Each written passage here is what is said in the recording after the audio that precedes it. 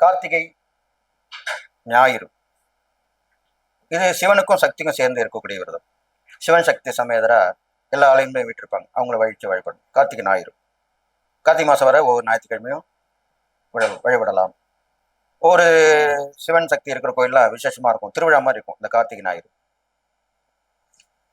இந்த நாளிலுமே நீங்கள் முன்னாலே இருந்து விரதம் இருந்து சிவன் சக்தி இறந்து நினைத்து வணங்கி வர வேண்டும். பிரிந்த கணவன் மனைவி சேர்வார்கள், திருமணம் கண்டிப்பாக நடக்கும், புத்திரவாய் கிடைக்கும், எல்லா சுபங்களும் நடக்கும். இதுக்கு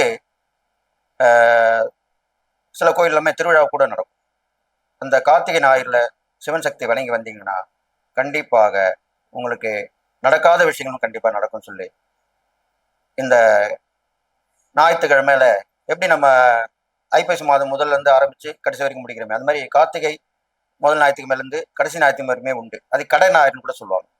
இந்த காஞ்சிபுரத்தில் இப்போ இருக்கிற காஞ்சிபுரத்தில் கச்சவீஸ்வரன் கோயில் இருக்கும். அங்கே ஒவ்வொரு ஞாயிற்றுக்குமே விசேஷமாக திருவிழாவுக்கும் ஒவ்வொரு ஞாயிற்றுக்கும் திருவிழா நடக்கும்.